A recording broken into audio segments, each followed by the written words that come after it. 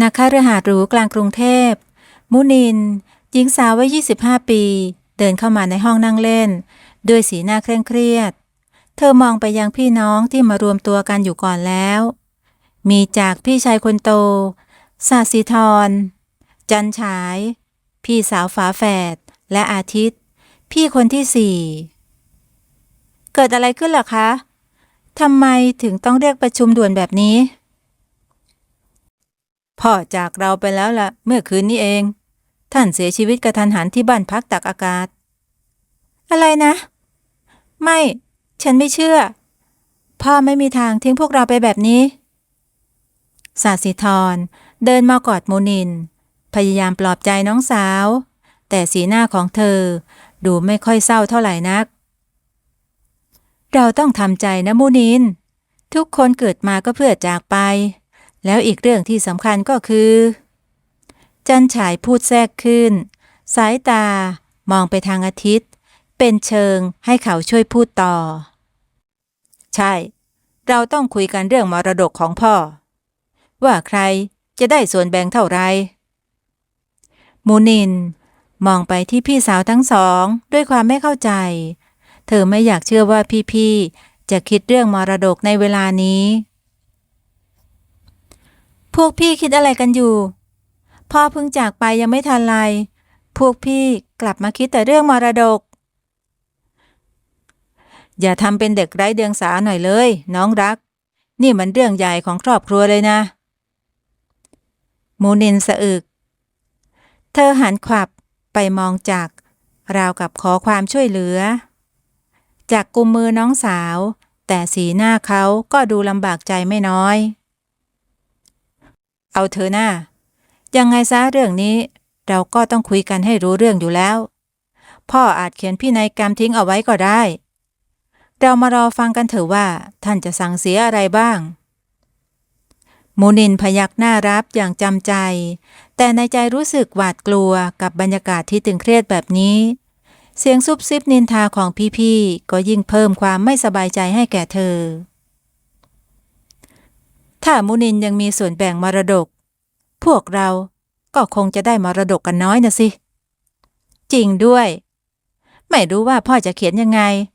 หรือถ้าไม่มีพินัยกรรมเลยจะดีกว่าไหมเดี๋ยวค่อยว่ากันแล้วกันถ้าไม่มีพินัยกรรมพวกเราก็คงต้องตัดสินใจเองว่าจะแบ่งกันยังไงมูนินมองหน้าอาทิตย์พี่ชายอย่างสงสัยก่อนความคิดหนึ่งจะแล่นเข้ามาในสมองของเธอหรือว่าพี่ๆจะไม่ต้องการให้ฉันมีส่วนแบ่งพวกเขาอยากได้มรดกแบ่งกันเองงั้นเหรอแล้วฉันจะทำยังไงดีหญิงสาวกลืนน้ำลายยากลำบากเส้นทางข้างหน้าดูเหมือนจะเต็มไปด้วยความมืดมนมีเพียงจากพี่ชายคนโตเท่านั้นที่เธออาจพึ่งพาได้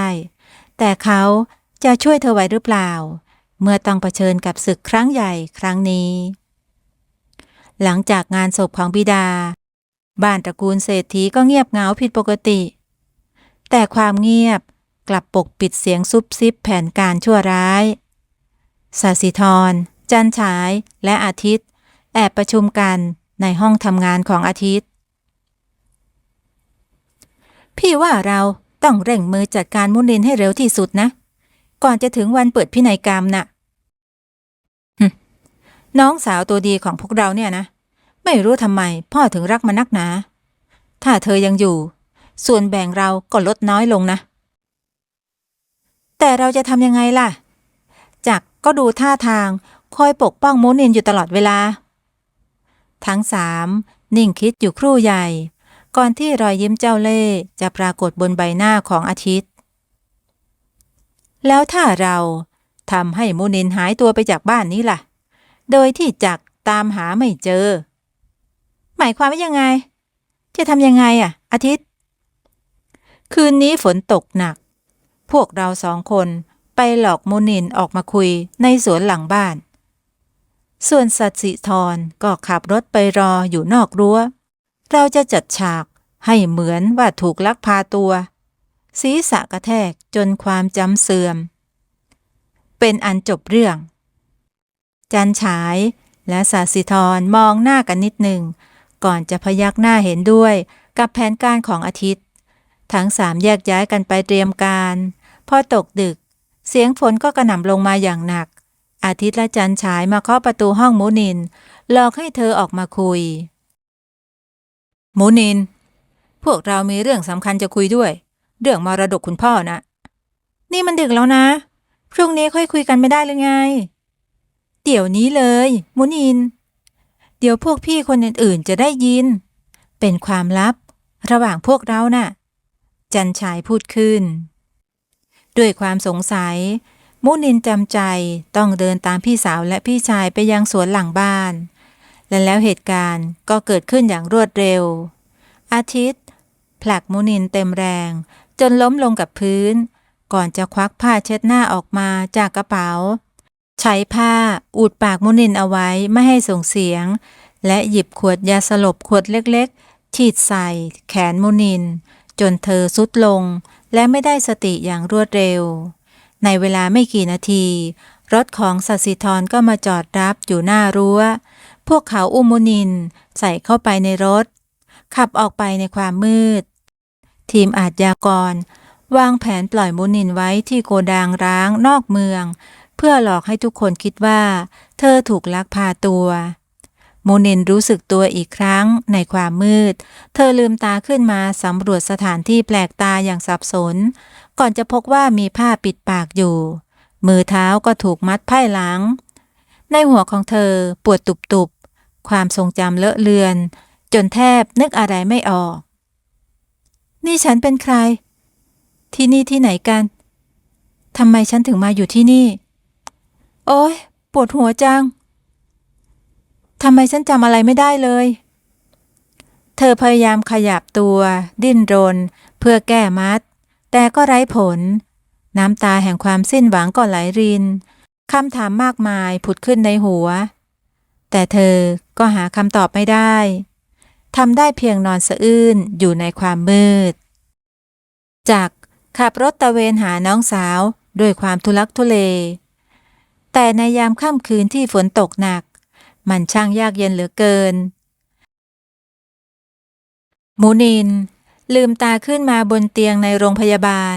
กลิ่นยาฆ่าเชื้อลอยมาเตะจมูกเธอขมวดคิ้วมองไปรอบๆด้วยความสับสนความทรงจำเลือนลางเหลือเพียงภาพเป็นฝ้าๆหมอหนุ่มเดินเข้ามาหาเธอพร้อมกับรอยยิ้มเขาจดบางอย่างลงในกระดาษแล้วเงยหน้ามองมูนินคุณฟื้นแล้วนี่ครับเป็นยังไงบ้างจำอะไรได้หรือเปล่าฉันมาอยู่ที่ไหนคุณเป็นใครแล้วฉันล่ะฉันเป็นใครทำไมฉันจำอะไรไม่ได้เลยคุณอยู่ที่โรงพยาบาลผมชื่อหมอกฤษคนที่นี่เจอคุณนอนหมดสติอยู่ในโกดังร้างแล้วก็เรียกรถพยาบาลมาดูเหมือนว่าคุณจะความจำเสื่อมชั่วคราวจากการกระทบกระเทือนที่หัวน่ะมูนิน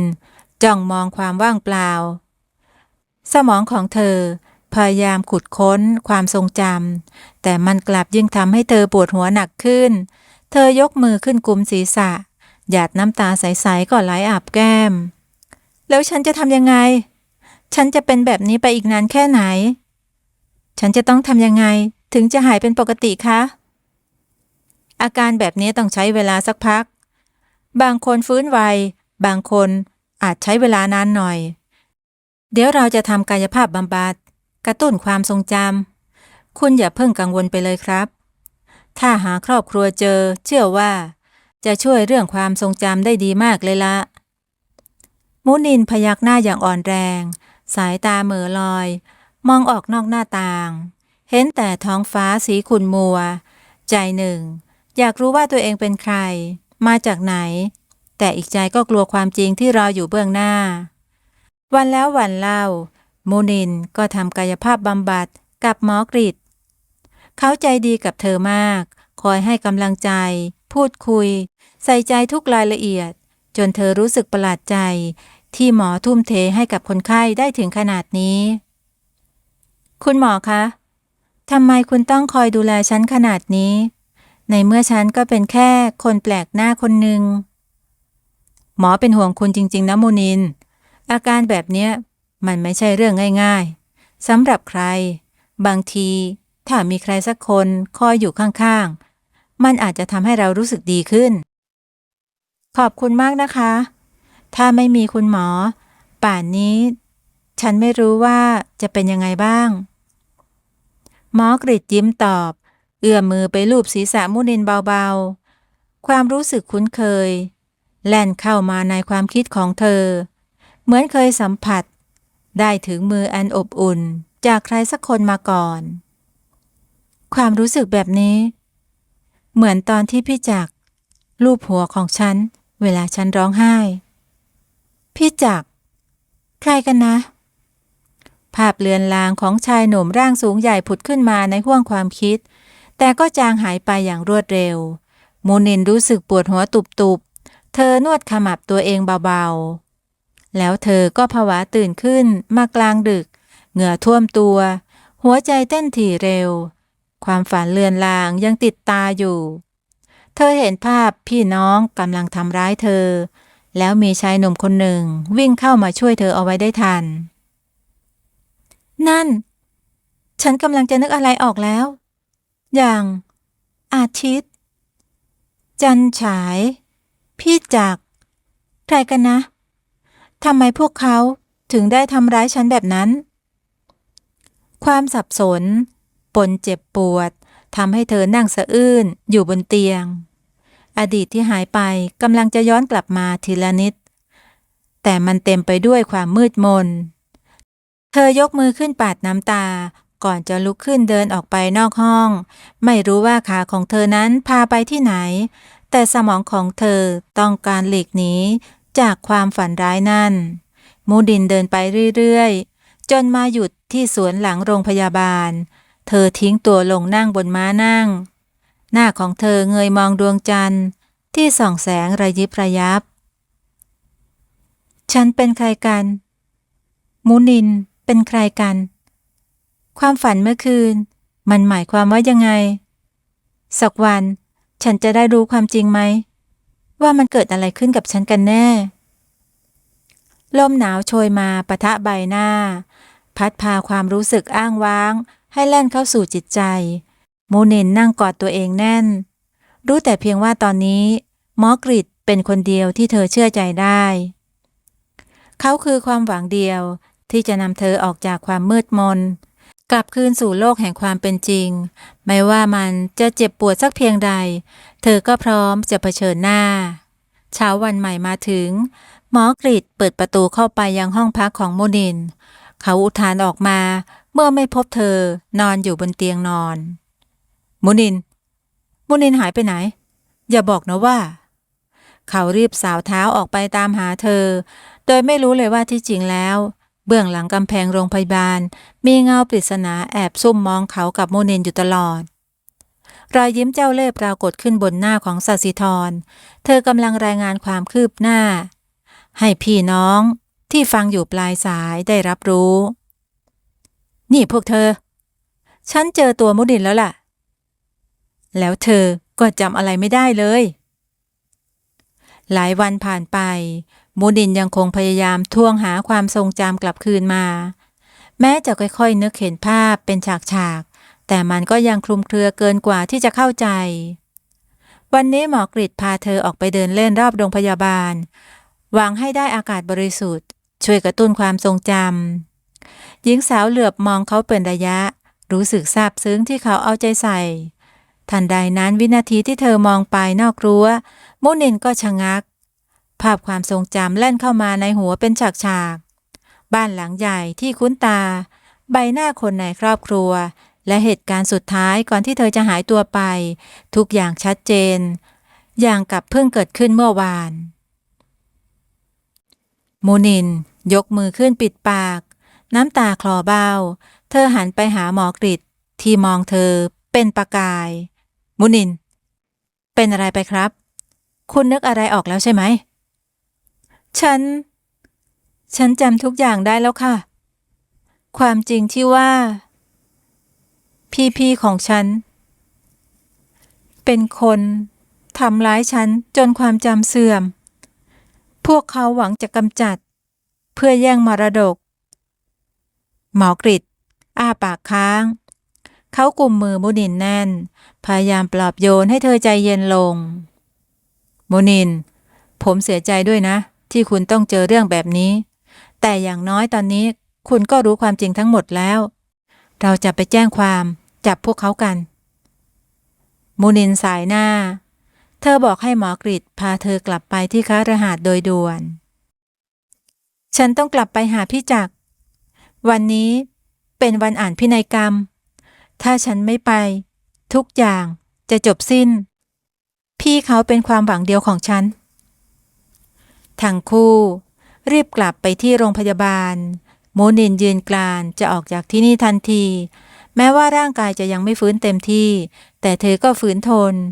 หมอกฤตอาสาไปส่งถึงจะห่วงสภาพของเธอแต่ก็เข้าใจว่า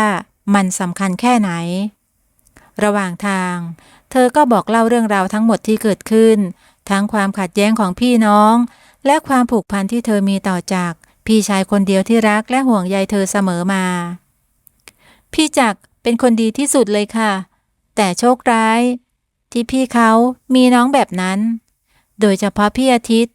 เขากำหนดทุกอย่างพี่ศศิธรกับพี่จันก็คล้อยตามไม่เคยสนใจความรู้สึกคนอื่นเลยผมไม่เข้าใจเหมือนกันทำไมคนที่มีสายเลือดเดียวกันถึงได้ทำร้ายกันได้ถึงขนาดนี้อำนาจและเงินล้วนทำให้คนเปลี่ยนไปจนจำกันแทบไม่ได้รู้ตัวอีกทีความเห็นแก่ตัวก็ครอบงำจนมืดบอดไปหมดแล้วหมอกฤตบีบมือมุนินเบาๆเพื่อให้กำลังใจเธอหลอดแล่นมาบนถนนอย่างรวดเร็วใกล้ถึงคฤหาสน์ของเธอทุกขณะด้านในคฤหาสน์จักรกำลังน่าเครียดรอคอยการมาถึงของทนายประจำตระกูลที่จะมาอ่านพินัยกรรมสายตามองไปยังพี่น้องที่นั่งรวมตัวกันอีกมุมหนึ่งอาทิตย์ยิ้มเยาะเย้ยส่วนศศิธรและจันฉายหลบตาไม่กล้าสบตาเขาตรงๆทำไมมุนินไม่มาสักทีไอ้พวกเลวระยำพวกมันทำอะไรน้องสาวข้ากันนะถ้าเกิดอะไรขึ้นกับมุนินฉันไม่ยอมปล่อยพวกมันไปแน่อย่าอวดดีไปหน่อยเลยพี่จักรในเมื่อมุนินมันหายสาบสูญไปแล้วก็เท่ากับว่ามันสละสิทธิ์ในมรดกโดยปริยายพวกฉันก็จะแบ่งกันเองแกก็อย่ามายุ่งศศิธรและจันฉายหัวเราะเยาะราวกับมั่นใจในชัยชนะจักรกัดฟันกรอด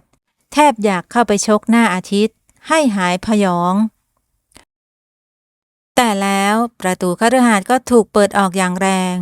เสียงตะโกนดังลั่นไม่ฉันยังไม่ตายฉันกลับมาแล้วทุกสายตาหันไปมองเธออย่างตะลึงราวกับเห็นผีมูนินสาวเท้าเข้าไปหาจักรเขาสวมกอดเธอไว้แน่นด้วยความคิดถึงน้ำตาคลอเบ้าพี่จักรหนูกลับมาแล้วหนูขอโทษที่ทำให้พี่เป็นห่วงว่าแต่เกิดอะไรขึ้นใครทำร้ายเธอจนเป็นแบบนี้ฮะมูนินมองไปทางพี่น้องอีกมุมหนึ่ง3 คนยืนอึ้งสายตาเย็นชาก็พวกเขาไงคะพี่อาทิตย์พี่ศศิและพี่จันจ้างคนมาลักพาตัวหนูหวังจะให้สูญเสียความทรงจำจะได้ไม่ต้องแบ่งมรดกให้บรรยากาศภายในห้องเงียบกริบไปชั่วขณะก่อนเสียงของจักรจะดังขึ้นเขาค่อยๆเดินเข้าไปหาอาทิตย์ศศิธรและจันฉายที่ถอยหลังไปชิดฝาพวกเธอมันช่างเลวที่สุดพ่อกับแม่เลี้ยงดูพวกเธอมาเพื่ออะไรกันถ้าสุดท้ายแล้วมาทำกันแบบนี้ฮะพี่อย่าเพิ่งโกรธไปเลยเรายังไม่รู้เลยว่าเรื่องที่มูนินพูดเป็นความจริงหรือเปล่าใช่ถ้ามูนินความจำเสื่อมจริงแล้วจะมาโทษพวกเราทำไมบางทีมันอาจจะเข้าใจอะไรผิดไปก็ได้อาทิตย์ยังคงใจเย็น เขากอดอกมองมุนินอย่างไม่ยี่ราฉันจะบอกให้ก็ได้ใช่ฉันสั่งให้คนพาเธอไปทิ้งก็แค่หวังให้เธอหายตัวไปชั่วคราวก็เท่านั้นแหละจะได้ไม่มีใครกล้ามาแย่งสมบัติของฉันจากเข้าไปชกหน้าอาทิตย์อย่างเต็มแรงจนล้มลงกับพื้นศาสิธรและจันฉายกรีดร้องด้วยความตกใจพวกแกอย่าหวังเลยว่าจะได้อะไรไปสักบาทเดียววันนี้ความจริงจะปรากฏพวกแกจะต้องได้รับโทษอย่างสาสมกับความชั่วที่ทำไว้บรรยากาศตึงเครียดทุกคนต่างรอคอยเวลาที่ทนายความจะมาเปิดอ่านพินัยกรรมเสียทีราวกับเป็นการตัดสินชะตาชีวิตของแต่ละคนมูนินเดินเข้าไปหาจากเธอกอดแขนพี่ชายเอาไว้แน่นอย่างน้อยตอนนี้ความหวังที่แท้จริงของเธอก็กลับมาแล้วไม่ต้องห่วงนะมูนินวันนี้ความยุติธรรมจะเป็นฝ่ายชนะมูนินพยักหน้าเธอหันไปมองหมอกฤษที่ยืนอยู่ด้านหลังเขายิ้มให้เธออย่างให้กำลังใจทันใดนั้นเสียงกริ่งประตูก็ดังขึ้นทุกคนต่างพากันหันไปมองในที่สุดทนายผู้เปิดเผยความจริงก็มาถึง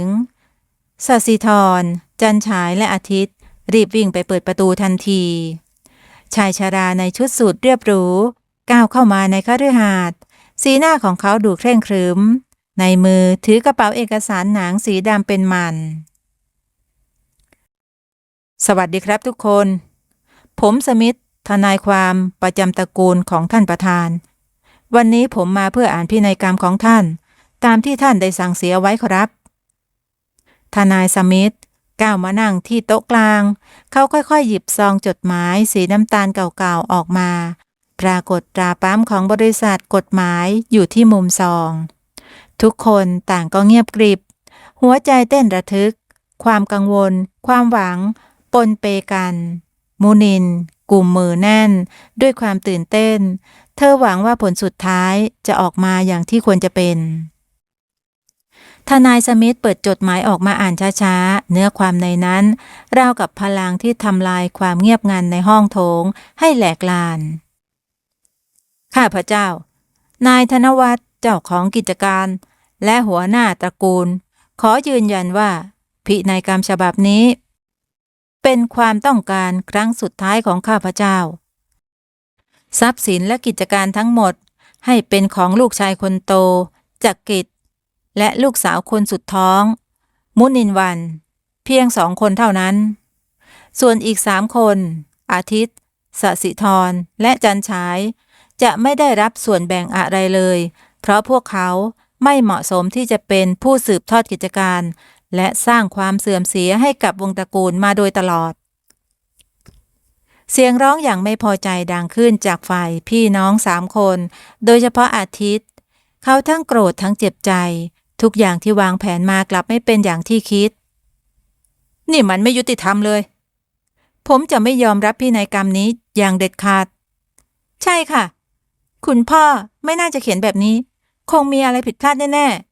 ๆหรือว่าเป็นฝีมือของจักรกับมุนิน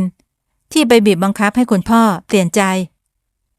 จักรลุกขึ้นพรวดเขากำหมัดแน่นพยายามข่มอารมณ์โกรธเอาไว้ไม่ให้ระเบิดออกมาพอได้แล้วพวกแกคิดจะโยนความผิดให้คนอื่นไปถึงไหนคุณพ่อคงเห็นนิสัยชั่วๆของพวกแกมาตลอดแล้วแกก็ไม่อยากได้ลูกแบบนี้มาสืบทอดกิจการหรอกมูนินเข้าไปกอดแขนพี่ชายเอาไว้เธอมองพี่น้องคนอื่นๆด้วยสายตาผิดหวังระคนเวทนาตลอดเวลาที่ผ่านมาเราเป็นพี่น้องกันแต่ทำไมถึงมีการแข่งแย่งเอารัดเอาเปรียบกันบางทีคุณพ่ออาจจะเหนื่อยใจและอยากให้บทเรียนกับพวกพี่ก็ได้อาทิตย์สะบัดหน้าหนีเขาไม่อยากรับฟังอะไรทั้งนั้นศศิธรและจันฉายก็พากันก้มหน้างดไม่กล้าสบตาใครทนายสมิธกระเอมกระไอเรียกสติทุกคนให้หันกลับมาสนใจยังมีข้อความต่อท้ายอีกนิดนึงครับหากอาทิตย์ ศาสีธรและจันฉายยอมสำนึกผิดและเปลี่ยนตัวเองเป็นคนดีจักรีดและมุนินวันมีสิทธิ์พิจารณาแบ่งทรัพย์สินส่วนหนึ่งให้พวกเขาได้ตามแต่ที่ทั้งสองจะเห็นสมควรนี่คือคำสั่งเสียของข้าพเจ้าครั้งสุดท้ายเมื่ออ่านพินัยกรรมจบบรรยากาศในห้องก็เงียบสงัดมีเพียงเสียงสะอื้นไห้ของศาสีธรและจันฉายเท่านั้นที่ดังขึ้นมาเป็นระยะอาทิตย์เบือนหน้าหนีก่อนจะเดินแทรกเท้าออกไปนอกห้องจากถอนหายใจยาวเขาหันมาสบตามุนินก่อนจะค่อยๆยิ้มบางๆด้วยความโล่งอก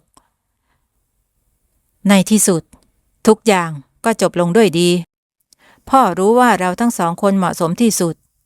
ส่วนคนอื่นถ้าเขาไม่เปลี่ยนแปลงตัวเองก็คงต้องใช้ชีวิตอย่างยากลำบาก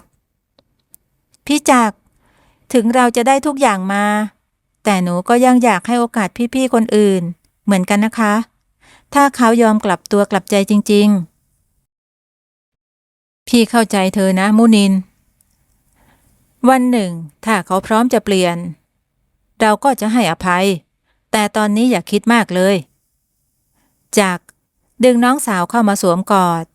พลันมองไปยังหมอกฤษที่ยืนอยู่ไม่ไกลขอบคุณมากนะครับหมอกฤษที่ช่วยน้องสาวผมเอาไว้ผมซาบซึ้งใจจริงๆไม่เป็นไรครับถือว่าเป็นโชคชะตาที่ได้มาเจอกัน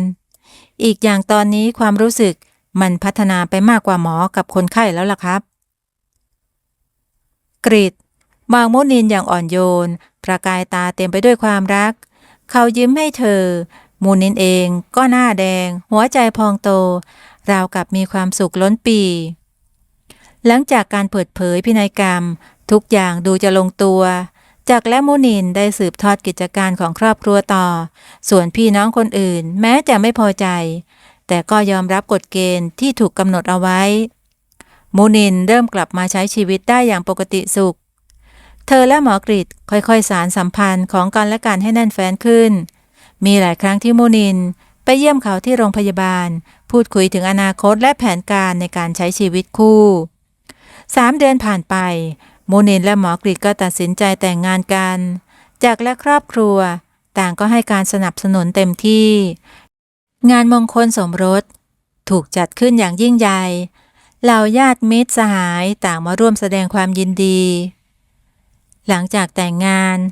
มุนินก็ได้ย้ายไปอยู่กับหมอกฤษที่บ้านพักพร้อมกับการทำงานในบริษัทเคียงข้างจักรเธอตั้งใจจะเป็นกำลังสำคัญผลักดันให้ธุรกิจเจริญรุ่งเรืองและมีแผนการใหม่ในใจพี่จักรมุนินคิดว่านอกจากจะทำกิจการในครอบครัวเราน่าจะตั้งมูลนิธิการกุศลเพื่อช่วยเหลือผู้ยากไร้ในสังคมไปด้วยนะคะนั่นสินะพี่เห็นด้วยเลยการแบ่งปันสิ่งดีๆให้ผู้อื่นจะทำให้เรามีความสุขมากขึ้นถือเป็นการสานต่อเจตนารมณ์ของพ่อด้วย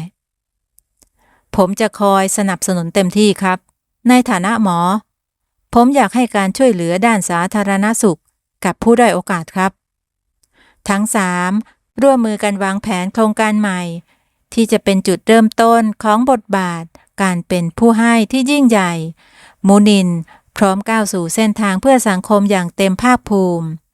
เธอหันไปมองรูปครอบครัวบนหิ้งที่มีรูปพ่อรวมอยู่ด้วยแล้วก็อดยิ้มไม่ได้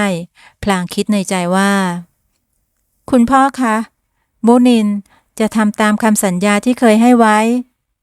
ทำแต่สิ่งที่ดีงามเพื่อเป็นเกียรติแก่วงตระกูลของเราหนูรักพ่อนะคะแม้อุปสรรคในอดีตจะเคยทำให้เธอเจ็บปวดแต่ด้วยความรักและกำลังใจจากคนรอบข้างทำให้เธอมีกำลังใจสู้ต่อไป5 ปีผ่านไปทั้งคู่ก็มีลูกสาว1 คนหน้าตาน่ารักน่าชังวัย3 ขวบชื่อน้องมาลาที่เป็นดั่งแก้วตาดวงใจของครอบครัวจากมักจะแวะมาเยี่ยมเยียนหลานสาวเป็นประจำให้ความรักเล่ากับเป็นลูกแท้ๆเขายังคงช่วยงานมุนินบริหารบริษัทจนเจริญรุ่งเรืองควบคู่ไปกับการดำเนินกิจการเพื่อสังคมผ่านมูลนิธิที่ก่อตั้งขึ้นจบบริบูรณ์